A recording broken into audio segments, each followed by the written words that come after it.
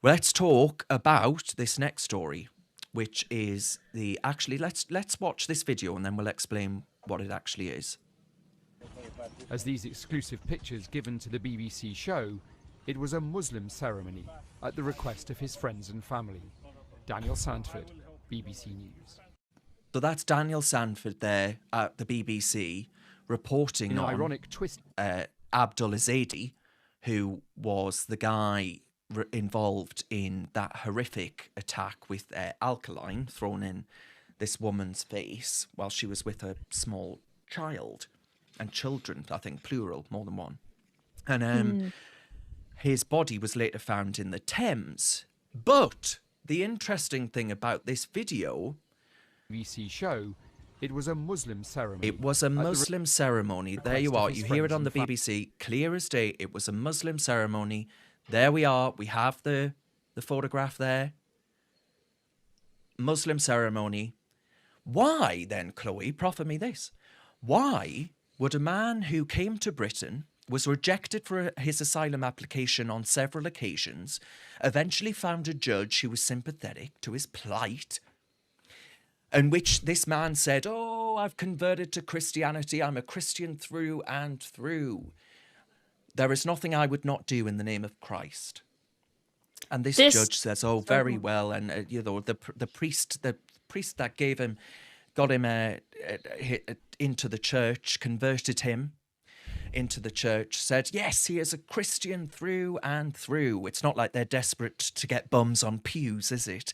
And this is not only a really serious, egregious breach of national security in which a man, I would argue that the authorities, that judge, the authorities involved in the asylum application, who should have rejected it again, who clearly should have recognised that this man had falsified his Christianity, they actually have that alkaline attack on their hands, if you ask me.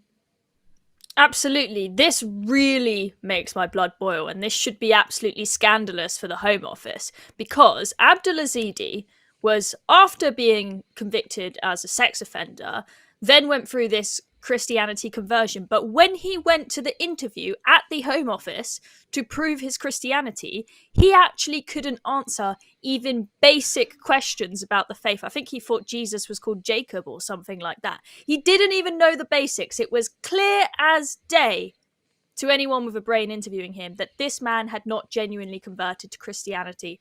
Yet they approved his case anyway. And whilst he was going and sitting in the church to try and get his case approved, he had to have extra members of staff watching him every time he went to church because he was a convicted sex offender.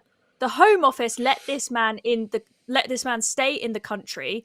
And also bear in mind that when the Abdul Ezedi case first came out, the Home Office were trying to keep their distance and say this has nothing to do with us, it's all down to the courts. But now that this information has come out about that interview, it is clear as day that they are guilty. And guilty, indirectly, for what happened in Clapham. And the reporting that I just watched there, I mean, they didn't mention that he was supposed to be a Christian, right? The BBC didn't mention all of that, which I think they have a duty to.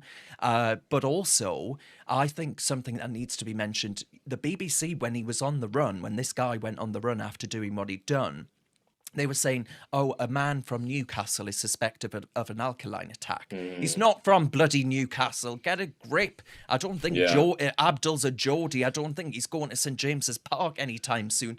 This is just ridiculous. I just can't bear the political and media class, the established ones anyway, their view, their opinions on these things. We need to actually start calling this out for what it is, which is, I think, an abuse of the generosity of taxpayers that have had enough. We don't want these people coming here. Yeah, and you know what's also really shocking, the fact that he's not going to face any justice now, unfortunately. No. And one of the reasons why he's not going to face justice is the time it took for the Met Police to decide to release an image of him.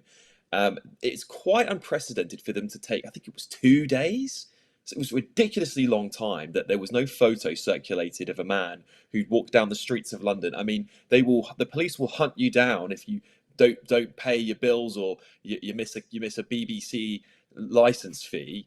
But when it comes to hunting down a man and putting out a statement about his looks, his ethnicity, where he's been, what his Yes. background is, they seem to take a lot of hesitation. And that's what allowed him to get away scot-free, unfortunately, and avoid being captured for Well, days. you know on why end. that is, though. You know why that is, because they were scared of being accused of racism or whatever else to actually Exactly. describe this Exactly. man. So one, Yeah, you know, we absolutely. Just saw like that with the Rotherham. girl, exactly, just like Rotherham, where we saw not just Rotherham, but there was Telford, there was other parts of the country where young girls were sacrificed on the altar of diversity and inclusion and not wanting to be accused of the R word. And I say tough shit. Call me whatever you want. You need to start calling this out and being open Yeah. and frank.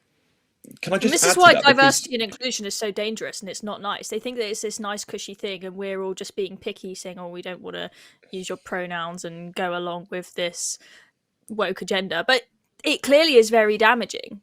This yeah, attack may not have happened. What happened in Rotherham, Telford, Rochdale, etc., may not have happened if people weren't going along with this diversity nonsense. yeah, you're absolutely right, Chloe. And again, we've seen today. I mean, anyone who's online will see the knife attack at Beckenham Junction. Oh, it's horrible. When they're releasing the description of the perpetrator, they're deliberately not mentioning skin color. And it's really important that that's an identifiable part of a human being, is what ethnicity they are, because it's quite clear. And if you were to take Ezedi as an example, he's got very distinctive ethnicity, and it can help people identify a dangerous person in front of them, first of all, but also help the police, track down the perpetrator. We've got to get away from being worried about going, oh, what does it mean you use the term black? And no one's going to care if there's a man walking around with a 12-inch knife stabbing people in London, what his skin color is. Surely, if it was a white person, brown person, black person, whatever, we just want to find the criminal. It's mad. It's really, really mad. I just can't believe we got to this point. Yes, Well, now the Met Police are getting rid of their gang matrix, whatever it's called, aren't they? Because apparently blacks are overrepresented in the matrix, because either 80 or 90% of London gang members on the list are black. Yeah, and statistically speaking, you know, there's a reason why more black men are stopped and searched on the streets of London. It's because they are more likely to be carrying a knife and get involved in knife crime. That's if the evidence is that way in clear as day, then I'm afraid to say it's a case of a tough luck, you know.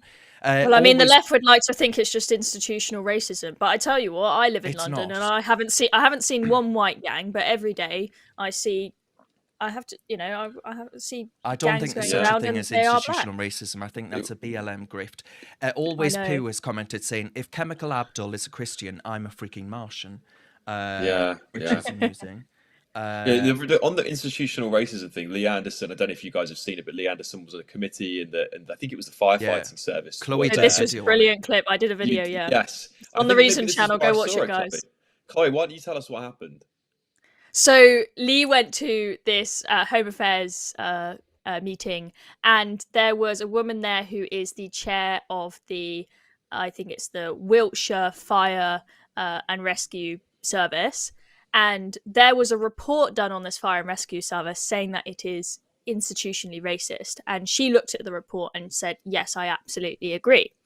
So Lee went in there and said, do white members of staff in your service have any advantages at work? And she said, no, I shouldn't think so. They don't have any.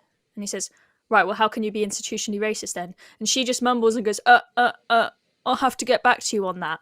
She couldn't even give one example. It was absolutely pathetic.